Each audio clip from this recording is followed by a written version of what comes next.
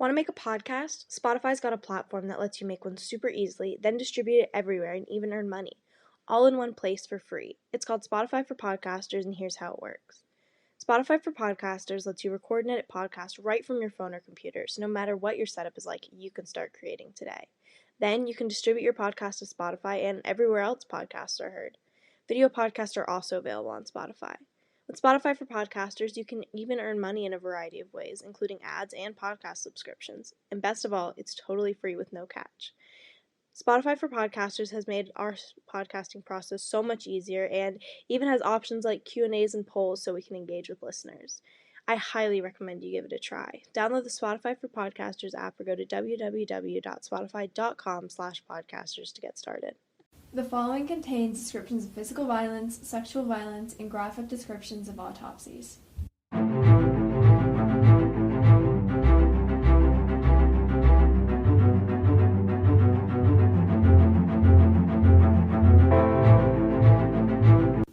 Hey listeners, this is episode 33 of TGIC Podcast. I'm Jillian. And I'm Izzy. And on today's episode, we will be covering the bizarre deaths of the Yuba County Five. And this case is just so crazy, and I think that it will be really interesting to talk about. We've been trying to kind of change up our episodes, I guess, doing some different cases that we hadn't been doing. I feel like we got in a rut of a lot of, missing people, and so we're going to just change this up a little bit. So let's get right into it. And I will warn you guys, I got a little bit wrapped up in this case, so it might be a long one, and there's just, a lot of information to, digest, I guess, in this case. Yeah. So, yeah. So the Yuba County Five got their name because they all lived in Yuba County, California, and they were a tight-knit group of friends.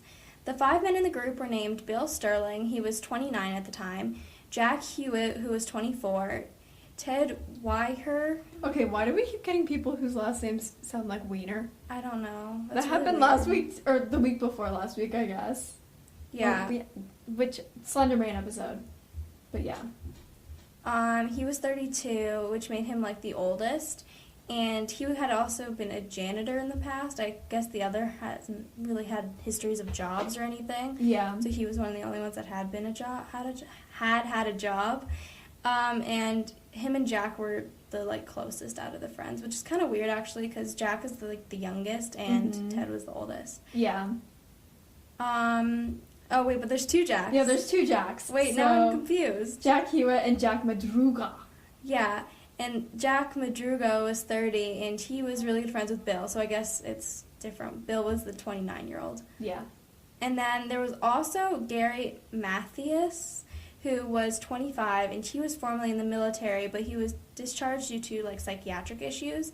Mm-hmm. So it's kind of interesting that they're a group of 5. It's kind of because it sounds like there were 2 groups, 2 sets of really good friends, and then there's just Gary.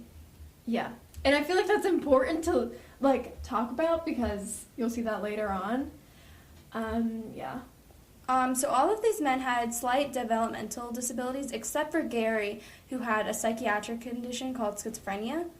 And so I think that is a little bit strange to point out that, yeah. So there's these 4, young adult men who have, developmental disabilities, and then they have this one friend with schizophrenia. I just think it's kind of a weird, group, I guess? I don't know, yeah.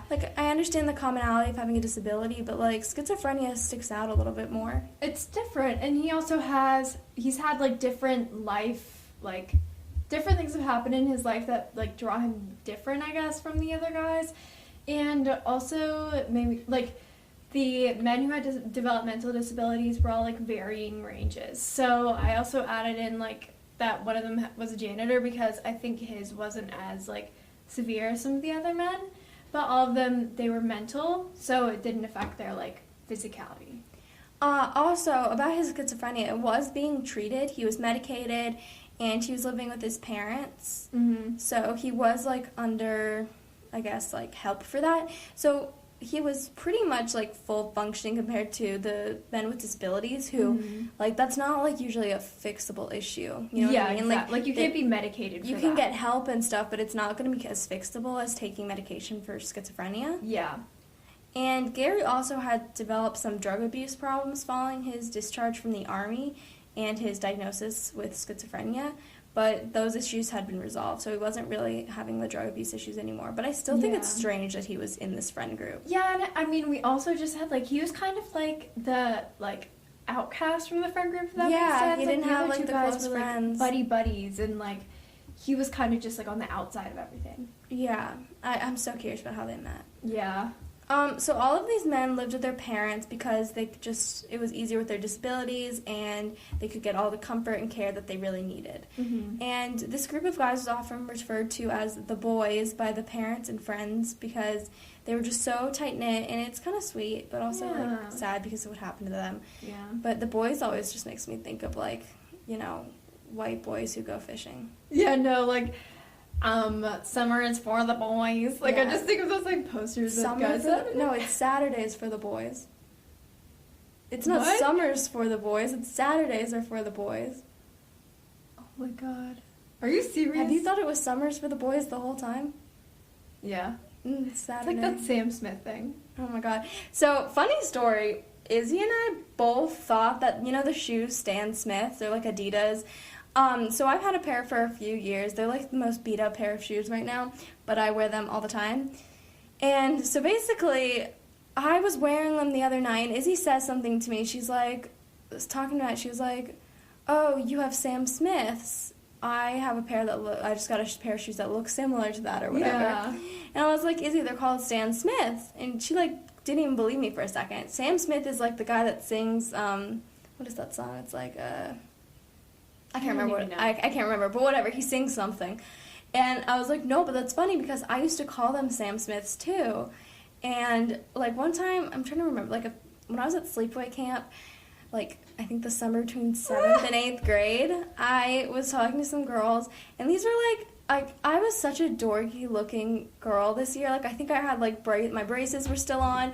My hair was at, like, such an awkward length. I was just very socially awkward. So I go up to these girls who I think are, like, really cool, and I'm just like, hey, I like your Sam Smiths. I really would want a pair. And then they, like, give me a weird look, and I'm like, oh, geez, I just screwed this up. They probably just think I'm a huge dork. Well, no, it just turns out that, well, I was a huge dork, but also it turns out that I was saying it totally wrong. But isn't it funny that Izzy and I, like, were both saying it wrong? Yeah, and, like, such a specific thing, too, like, Sam Smiths. Not, Yeah. like, yeah. Like, I don't even know how that came around. And then I remember my mom, like, filled me in on the fact that that was how it was supposed to be said. Yeah. But isn't that just so weird? I don't even know how we got to this. Oh, Saturdays are for the boys. Yeah, Saturdays are for the boys. So, anyway, the boys had a main interest that they all loved, which was sports, and most of the time when they'd hang out, they would watch a game or practice for their basketball team called the Gateway Gators, which was a part of a league sponsored by the community for those who were mentally disabled. Which, again, I find it weird that Gary was in on this because he wasn't mentally disabled, he had a mental illness, which is, like, a different thing. Yeah, I don't really understand how he got involved in the relationship. Yeah, I don't know. I just see it as such a different thing. I can't, like, emphasize that enough. Maybe I'm really lost on this. And I guess, like, the symptoms were a lot different, too. Like, you couldn't really, like, They didn't emotionally connect to the other guys. Because at least the other guys could, like, bond over the fact. Yeah, he didn't have to, like, experience the disability part. He just had a mental illness. He also had, like, medication and stuff. It was just very different. I don't know. Yeah, and he had, like, kind of a different life story, too. Like, he was in the military. He came home because he was discharged. He got, like, a substance abuse issue, and then now he's okay, but these men had been dealing with mental disabilities, like, their whole lives. Yeah. I don't know. It's a really weird connection. Maybe I'm, like, putting too much on it, but it's very strange to me. Yeah. Okay, so I'm going to get into the timeline, which is really long for this case. I think that's, like, kind of the most important part of this. So, February 24th of 1978, the group of friends decided that they wished to, like, attend a basketball game in Chico, California, which was an away game for the UC Davis basketball team, and they were going against Chico State. And basically the guys were like, hey, we should go cheer for UC Davis, and they wanted to do this especially because, like, they just, like, love basketball too. And Jack Madruga was the only one in the group other than Gary to have a license, so he drove the boys to the game in his turquoise and white 1969 Mercury Montego, which is actually a really cool looking car. If you guys look it up, like, it's a super cool looking car. And the game was 50 miles away from where they all lived, which I would say is about like an hour and a half away. Would you agree with that? I guess. I don't know. Yeah, I don't guess really know. It depends on how they were driving. If you're on back roads versus the highway, it's going to be like very different. But that's kind of far for like at night. I don't know. 50 miles? What's 50 miles away? I don't know. I don't think it's too bad. Yeah, I don't think it's too bad. Yeah, I don't know. And let me also mention that the boys had like a really important basketball tournament that would last that weekend for their basketball team, and that would start the following day. And if they won, they would receive a free, all-expense-paid trip to Los Angeles, and they were all really excited for this. Like, they laid out all their uniforms on their beds and their gear for the following day, and like they even remembered to ask their parents to wake them up on time, which is just like so sad to me. Like they were so excited for that. And the game ended around 10 p.m. that night, and the UC Davis team actually won, which was a cause for celebration for the boys. So they went to a nearby convenience store and they bought a bunch of junk food, so like Hostess cakes and pies. I love Hostess cakes. I don't think I've ever had one. You've never had like a Hostess cupcake? No, I've always wanted to try them. Oh my god, I remember in like pre-K when people, like parents used to sign up to bring snacks. Sometimes parents would bring in Hostess cupcakes, like individually packaged. Oh my god, they were so good. No, I love the little donuts though, like the chocolate covered ones. For some reason. I don't like donuts. I love them. They're so artificial and horrible, but they're so good. And they also bought like soda, chips, candy bars, and another weird thing, they bought like cartons of milk. Oh, well, if they're having Hostess cakes, I would want some milk too. And after the sighting, the men were never seen alive again. And that night when they never came home, their parents grew increasingly worried about them. And like, as I mentioned before, they had like a super important basketball tournament the following day, and none of them would like willingly or intentionally miss it.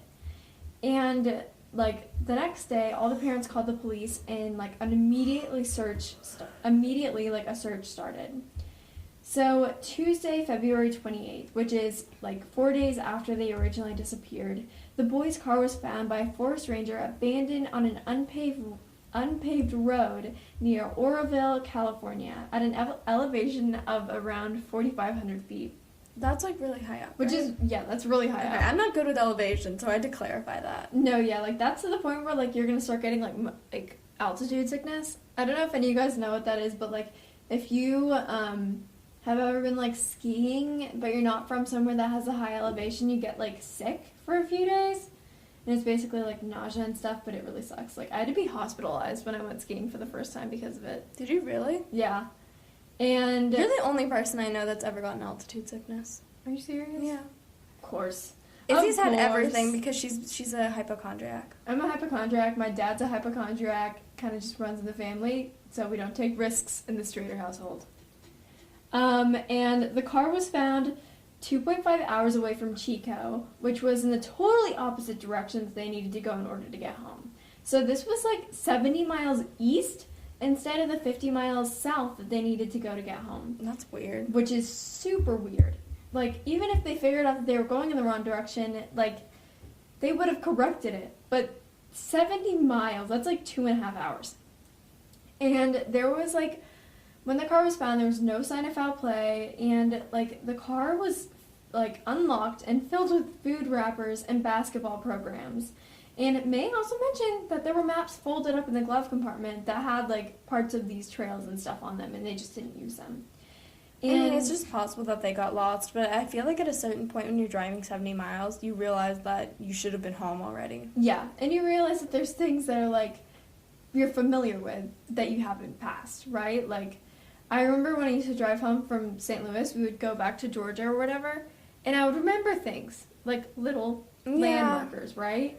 But maybe if they just weren't familiar with the trail, but there is a certain point where you know you've been in the car for too long. And when you're going up a freaking mountain... Yeah, that's on a dirt road. Yeah, when you did not come down a mountain. Yeah. So, yeah. And there was no damage to the car, which also had a quarter tank of gas. And this means that the driver had either used like extreme precision to get up the mountain, to get up like the super bumpy and unfinished road that was covered in snow, or that the driver knew the road really well and knew where they were going. That's weird. Yeah. And the car wasn't stuck in the snow, which doesn't really make sense because, like, why would they just abandon the car if it wasn't stuck, right? Mm-hmm. So the following days, forest rangers and police searched the area for any sign of the men, and they found nothing. However, like, a severe blizzard hit the area, like, 5 days after the search began, which blanketed the forest in 9 inches of snow. And, like, even the snowcats, which were used by the rangers, struggled to get through the terrain. And I will say, when I was doing research, I was imagining, like, forest rangers holding, like, snowcats on leashes, like lynxes or something, like sniffer dogs. No, it's like a truck. Oh, I really thought that you meant... No, like sniffer lynxes. I thought that, like, in cold environments, they don't use German Shepherds, they use snowcats. Snowcats. No, but snowcats is not a real cat. Which kind of made me kind of sad. I'm not even gonna lie, it made me sad. And I'm gonna get into, like, a sighting of the group. So basically, a man named Joseph Schkolns. You said that was the last time they'd ever been seen. Well, okay, that was the last confirmed time that they've ever been seen. So Joseph Schkolns, sorry, I don't know how to say his last name, had a supposed sighting of the men, which was in, like, tremendous detail. So he said that he had seen the men between 11 and 12 p.m. the night that they had disappeared. And he was driving up the gravel road that was on his way to his cabin, and his car got stuck in the snow. And while he was attempting to push it out, he suffered a massive heart attack. Don't laugh, what? He suffered a massive heart attack. Oh. And there are 2 versions of the story from here, which get kind of convoluted, but yeah. So the first story includes that Joseph was laying in his car with his heat on, and at about 11:30 p.m. he saw headlights approaching him, and one was a car and the other was a pickup truck. And he got out of his car to approach them and ask for help, and the vehicle stopped about 20 feet from him. And the passengers then got out of one car and piled into the other and just drove away and left him there. Oh. And he was stranded until morning when he was able to walk the 8 miles down the mountain. After suffering a heart attack? This poor guy. Yeah, this poor dude.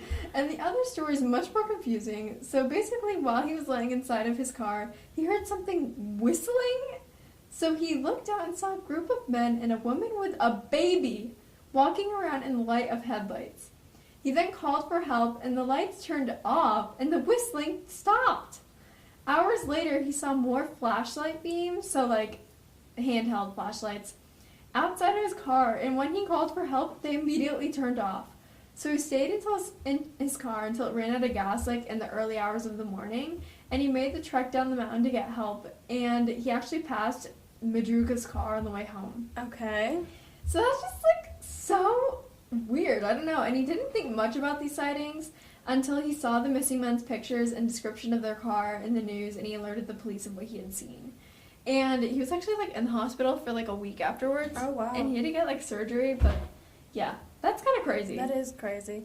I'm also very confused about how there's 2 different stories. Yeah, I don't... And they're kind of, like, vastly different. Yeah, they really are. Like, a woman with a baby. I don't know... Plus, the whole thing with the flashlights, it's very different. No, like, I don't understand how these 2 stories got associated with this guy, but I guess there's just, like, 2 different accounts, which is really weird. Yeah.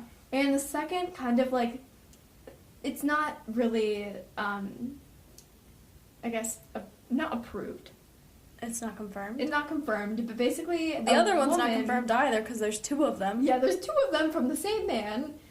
But basically, a woman who owned a general store reported seeing a red pickup truck with a group of men inside.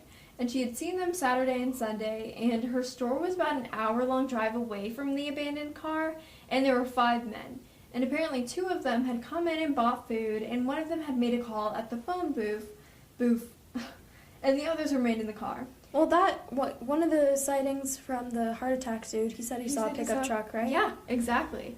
So that kind of gives them a little bit more truth to them, especially since there were 5 men. The only thing I find weird about the pickup truck thing is, I feel like there should be 6 men or more because someone else had to bring that car. Yeah, like, whose is it? So it can't just be 5. Like, and that doesn't work out. Making a call yeah, to? And that's the other thing. Who was this guy making a call to? Because someone would have reported there being a call. Exactly. So I don't think that the second sighting really works out. Mm-mm. Like, Maybe I think it's just a a coincidence with the truck. Yeah. Yeah. I mean, I'm sure a lot of people, like, this is like rural area California, right? Yeah, exactly. Like, I'm sure plenty of people had a pickup truck. Yeah. And the months following the disappearance, there was, like, no coverage or news of, like, the case for months because there was, like, nothing. Like, it went cold. However, in June of 1978, there was a big break in the case because all the snow had melted so they could get up to the mountain and, like, investigate it further. So a man was actually riding his motorcycle on that road and noticed that there was a broken window on, like, a forest ranger service trailer, and he notified the proper authorities. And basically, the trailer was 19 miles away from the original location of the car. And keep in mind, a 19-mile trek through the woods in the snow is treacherous for seasoned and geared-up hikers. Mm-hmm. So imagine, like, 5 inexperienced men in thin jackets and sneakers hiking 19 miles to somewhere they don't even know exists. Yeah, that's really strange. Yeah. So the following day, rangers ventured to the trailer and discovered the decaying body of Ted Weir. Oh. Yeah. So over the next few days, a search ensued, and the bodies of Bill Sterling and Jack Madruga were found laying on opposite sides of the road leading up to the trailer. Were all these bodies just like, wait, you just said they were laying on the ground, right? Yeah. So how long were they there? I don't know, but basically, like, Jack had been partially scavenged by animals, and he was dragged 10 feet to a nearby stream. And he was found face up, and, like, he had his hand clutched over his watch. And then Bill was found in a more wooded area, and all that was left of him was a scattered pile of bones. Okay, but it's weird that this was never uncovered before. Yeah, exactly. Because, like, if they're just on the ground. On the side of the road. And it's been a while, right? Yeah. And the next day, Jackie Hewitts, basically his name, we said how he had... Why did you just say it like that? It's Hewitts. Hewitts. Yeah. Hewitts. Okay, that makes sense. I don't know why I said it like that. I'm, like, slurring. I don't know what's going on. I have, like, a lisp today. But basically... Oh, also, I want to say Jackie. You know how he said there's 2 Jacks? Yeah. This guy goes by Jackie. Oh, gotcha. And his father was assisting in the search and found his son's backbone as well as the Levi jeans he was wearing and his battered Get Theirs shoes. That's really sad. Which is horrible. And the day after that, a sheriff actually found the skull of him 100 yards from the other remnants of his body. Also, searchers found 3 wool blankets and 2 flashlights laying on the side of the road, about a quarter mile from where the original campsite was, like, near the bodies. Mm-hmm. So that's kind of weird. And, like, the only person who was unaccounted for was Gary Mathias. And the only sign that they found of him was his tennis shoes that he had left in the trailer. This is suggesting that he might have taken Ted's larger leather shoes because they weren't in the cabin, and they were also warmer, and since they were bigger, they could have fit his swollen, frostbitten feet better. And, like, although the men's bodies were, like, super decomposed, they could determine that they had died from exposure. Mm-hmm. So basically starvation, frostbite, all of that combined.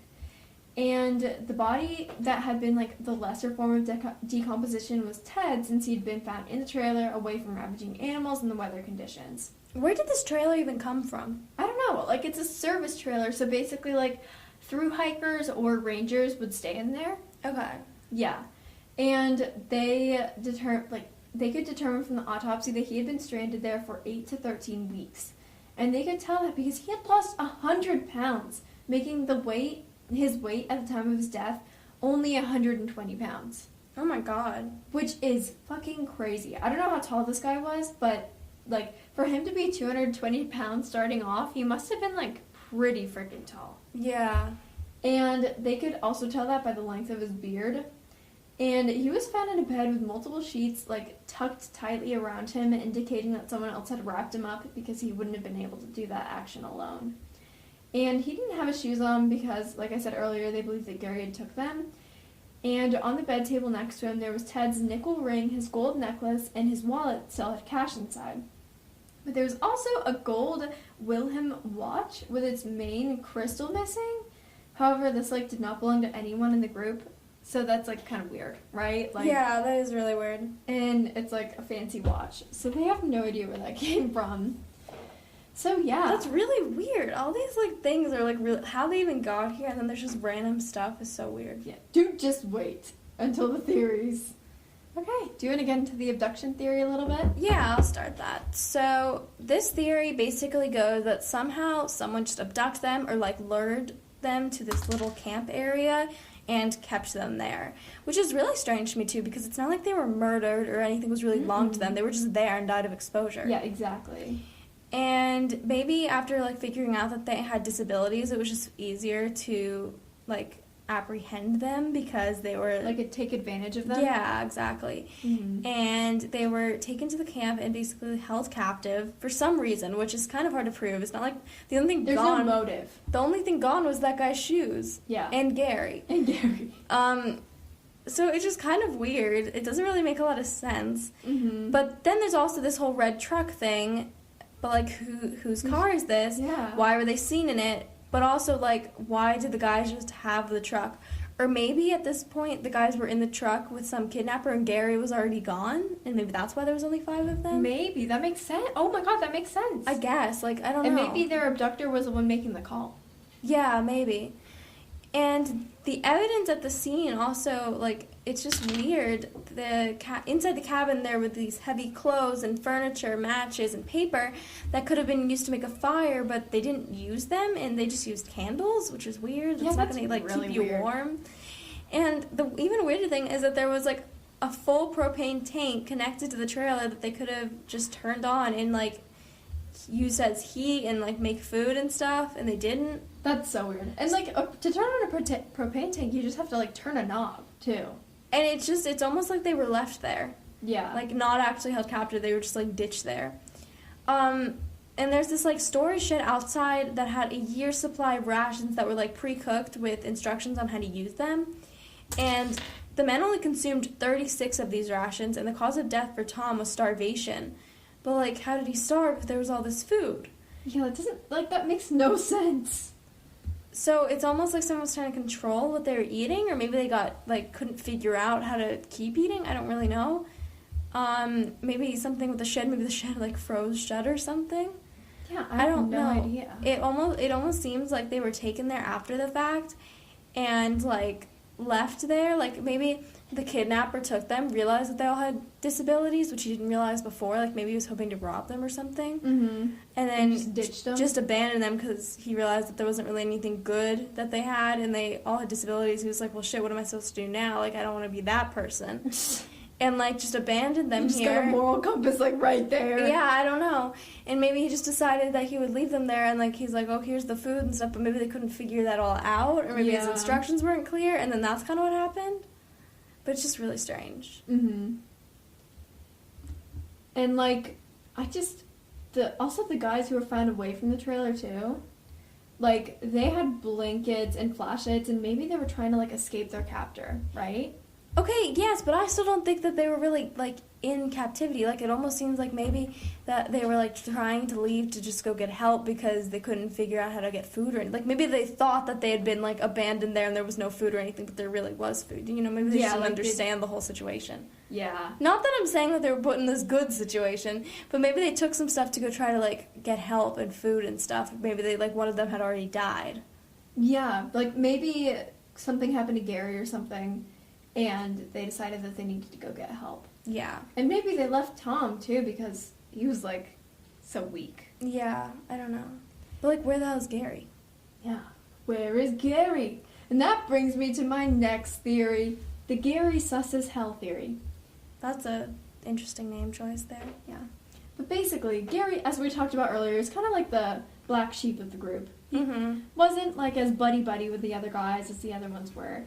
And, I mean, this one has been, like, widely discussed and kind of argued over because it's pretty vague, and it's, like, riding on some very extreme circumstances. So this theory is basically that Gary could have been, like, having some sort of psychological break when they were at the game. And he was seeing or hearing things because of his schizophrenia that made him believe that he and the other men were in trouble or that they were, like, being followed. And because of this, maybe, like, since he also had his license, he has to drive, and he started driving in the wrong direction up the bloody mountain because somewhere in his mind he thought that was the right thing to do. Yeah, I mean, it's possible that, like, he just had, like, some sort of schizophrenic break, and he was like, oh, must get all these guys up the mountain. Yeah. And, like... You said he was the one who could drive, too, right? Yeah, he had a license, so that makes sense. So maybe he just was like, oh, Jack, I'll drive, and then he drove them in the wrong direction. Yeah. So they, like, get up this mountain, and he starts leading all of the guys through the forest and telling them that he was thinking that, like, something bad was going to happen or that they were being followed. And the other men believed him or didn't think not to because of their disabilities or simply because he was their friend. And, Yeah. like, they couldn't, like, they thought he was being, like, not necessarily truthful, but that he was correct, right? Yeah, like he was trying to be helpful and trying to keep him safe. And it scared them. And so they find this RV when they're walking through the, like, woods in the cold, and they're, like, staying there for a long time, and maybe Gary was the one who was getting them food and preparing it, and then he left one day out of the blue, and the other men tried to follow him, except for Tom, who was, like, starving, and his feet were all messed up because of frostbite. Yeah. And maybe because Gary was in the military, or he was used to be in the military, he had some resourceful skills that could help him, like, survive in the wilderness, like making a fire and doing all that stuff. So by the time, like, the men started to follow him, he was too far gone, and they ended up surrendering to the elements. And that's why they had the blankets and the flashlights to try and find him. Yeah. It's still just so weird, though, that he was never found. Like, yeah. He either didn't make it back and he's somewhere in that forest, which seems weird that he wouldn't have been uncovered, or he somehow integrated back into society. And just, like, hid away. But, like, if he was clearly mentally unstable, like, something had to have happened to him, right? Yeah, because, like, he didn't have his meds, which was the only thing keeping him, like... Like, if he got back to society, wouldn't you be like, oh, you would notice some loopy guy saying that he, like, had, like, he was protecting some mentally disabled dudes on the top of a mountain. Yeah. Like, this would draw attention, right? I mean, I would think. There's, like, he's got to be somewhere. He didn't just disappear. Disappear into thin air. Yeah, like... Yeah, it doesn't make sense. None of it does, really. Like, how did they starve in a cabin with so much food? How did they freeze and get frostbite in a cabin where there was heat? It doesn't make sense. None of it does. Yeah, I don't know. I mean, it's possible just because their disabilities, and they'd been cared for by their parents their whole lives. They didn't know how to do a lot of, like, basic stuff like that to, like, help themselves. And maybe Gary was the only one, but he left, and I don't know. I really don't. I have no idea. I feel like this just kind of trails off, I guess. And I mean, this case is just really sad. It's really sad, and it's like, I feel like it's, like, not very true crime, like, it's just very, very sad. Yeah. So this was the disappearance and ultimate mysterious deaths of the Yuba County Five. So make sure to follow our Instagram and TikTok at tgic.podcast and share your thoughts on the case. You can let us know on our blog or on our social media. Our blog is linked on our website and our link tree, and also, like, I mean, if you just Google it, it's there. And we will talk to you guys soon. Bye!